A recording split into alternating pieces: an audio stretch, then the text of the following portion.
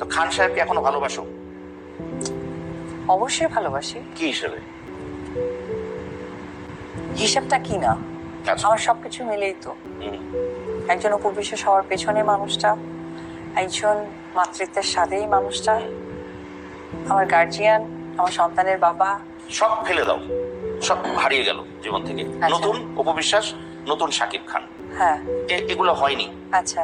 অপু বিশ্বাস জায়গা মতো কট খেয়েছে, এমন একটি প্রশ্ন অপু বিশ্বাসকে এর আগে কেউ কখনো কোনোদিন করতে পারেনি। যাক, দেবাশিস বিশ্বাস সাহস করে অপু বিশ্বাসকে বলেই বসলেন, আপনি কি হিসেবে এখনো শাকিব খানকে ভালোবাসেন বলে বিভিন্ন শোতে বলেন। এমন প্রশ্ন শুনে অপু বিশ্বাসের মুখের অবস্থা যা হয়েছিল তা একেবারে দেখার মতো।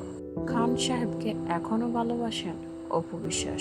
সম্প্রতি একটি টিভি শোতে জানান অপু বিশ্বাস তিনি এখনও শাকিব খান অর্থাৎ খান সাহেবকে এখনও ভালোবাসেন তিনি। দেবাশিস বিশ্বাস তাকে প্রশ্ন করেন, কি হিসেবে এখনো শাকিব খানকে ভালোবাসো তুমি? এমন প্রশ্ন শোনার পর জীবনের প্রথম অপু বিশ্বাসকে দেখলাম একেবারে লজ্জায় গর্ত পূজার মতো অবস্থা। এমন প্রশ্নের উত্তরে অপু বিশ্বাস কি উত্তর দিবেন? এমনকি উত্তর খোঁজার জন্য অপু বিশ্বাসের কয়েক সেকেন্ড সময় লেগেছে, যা অপু বিশ্বাসের এর আগে কখনো লাগেনি।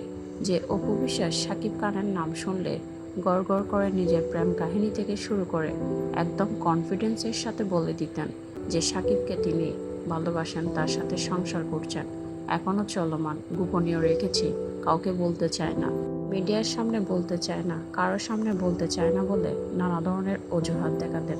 সে অপু বিশ্বাস কিনা কয়েক সেকেন্ড সময় নিল শাকিব খানকে নিয়ে কথা বলার জন্য, শাকিব খানকে ভালোবাসেন এই কথা বলার জন্য।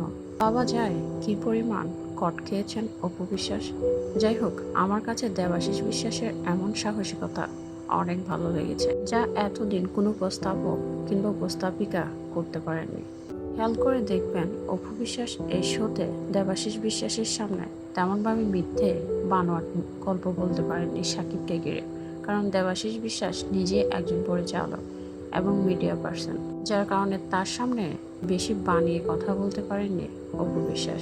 দেবাশিস বিশ্বাসের অনেক প্রশ্নে অপু বিশ্বাস থমকে গিয়েছেন, লজ্জা পেয়েছেন, ভয় পেয়েছেন, কারণ দেবাশিস বিশ্বাস তো ভালো করেই জানেন অপু বিশ্বাস ঠিক কতটা প্রয়োজনীয় কিংবা কাছের ছিল শাকিব খানের।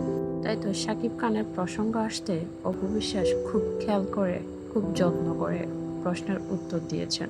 যাই হোক, এতদিন দিদি যে আমাদের গল্প শুনিয়েছেন শাকিব খানকে ঘিরে, এসব কিছুর মধ্যেও যে অনেক কিছু মিথ্যে ছিল এবং অনেক নিজের মন গড়া গল্প ছিল, সেটা যেন প্রমাণ করে দিলেন দেবাশিস বিশ্বাস তার এই শোতে। যাই হোক, অপু বিশ্বাস হয়তো এমন কট খাবেন জীবনেও ভাবেননি। বেচারির মুখের অবস্থা দেখা আমার নিজেরও মায়া হয়েছে অপু বিশ্বাস দিদির জন্য। যাই হোক, দিদি এমন ভুল আর কখনোই করবেন না যেটাতে তিনি এমনভাবে ধরা খাবেন। দিদি এতদিন যেভাবে নিজেকে শাকিব খানের নাম নিয়ে চালিয়ে দিয়েছেন, এখনও হয়তো সেটাই করবেন খুব চালাকির সাথে। আশা করি দিদি আর কট খাবেন না।